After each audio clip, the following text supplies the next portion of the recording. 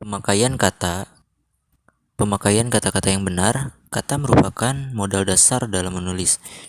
Semakin banyak kosakata yang dikuasai seseorang, semakin banyak pula gagasan yang dikuasainya dan sanggup diungkapkannya.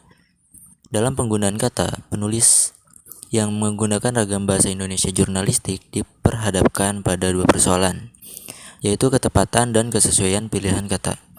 Ketepatan mempersoalkan apakah pilihan kata yang dipakai sudah tepat setepatnya, sehingga tidak menimbulkan interpretasi yang berlainan antara penulis dan pembaca. Sedangkan kesesuaian mempersoalkan pemakaian kata yang tidak merusak wacana. Penggunaan alinea. Alinea merupakan suatu kesatuan pikiran, suatu kesatuan yang lebih tinggi atau lebih luas dari kalimat. Setidaknya, dalam satu alinea terdapat satu gagasan pokok dan beberapa gagasan penjelas. Pembuatan alinea bertujuan memudahkan pengertian dan pemahaman dengan memisahkan suatu tema dari tema yang lain. Nama saya Anissa Dian Ramadhania. Di sini saya akan menjelaskan kebermaknaan atau signifikan kejadian yang berkemungkinan akan mempengaruhi kehidupan orang banyak atau kejadian-kejadian yang punya akibat terhadap pembaca. Contohnya, kenaikan BBM. Assalamualaikum warahmatullahi wabarakatuh. Nama saya Nining Nur Sakinah, NPM 125. Penggunaan kalimat dalam bahasa jurnalistik menggunakan kalimat efektif. Kalimat efektif dikatakan mampu membuat proses penyampaian dan penerimaan berlangsung secara sempurna. Keefektifan kalimat ditunjang antara lain oleh keteraturan struktur atau pola kalimat. Selain polanya harus benar, kalimat itu harus pula mempunyai kalimat yang menarik.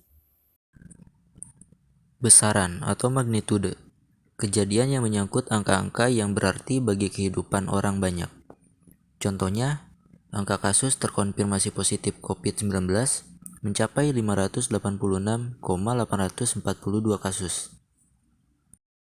Timelines atau kebaruan, yaitu kejadian yang menyangkut peristiwa yang baru terjadi. Contohnya, presiden yang baru dilantik, wali kota yang baru diangkat, artis yang baru melahirkan, pejabat yang baru masuk penjara, dan semua itu merupakan suatu berita. Kedekatan atau proximity adalah kejadian yang ada di dekat pembaca.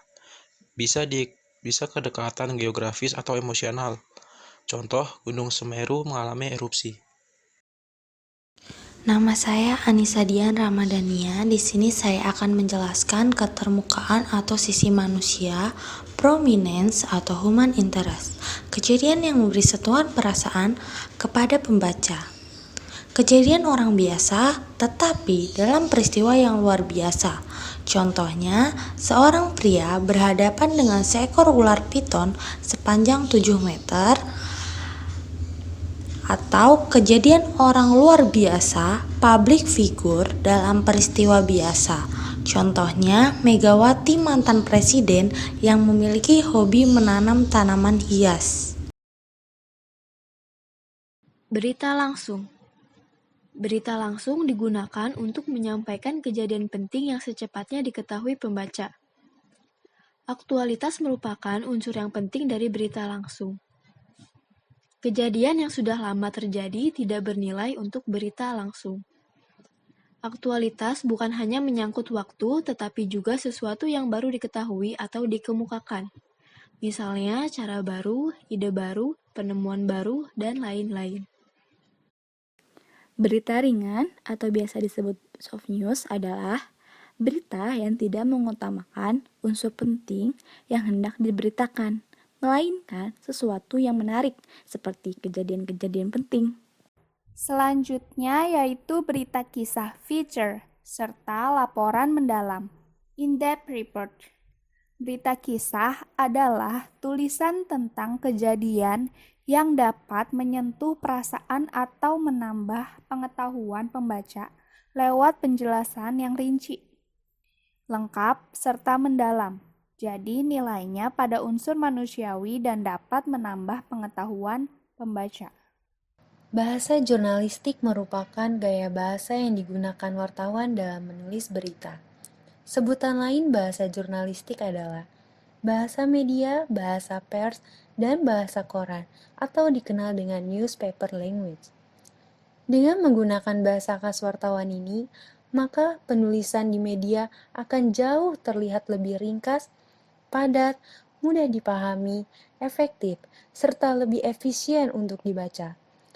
Wartawan dapat meringkas banyak fakta dan memadatkan makna dalam sebuah kata atau kalimat.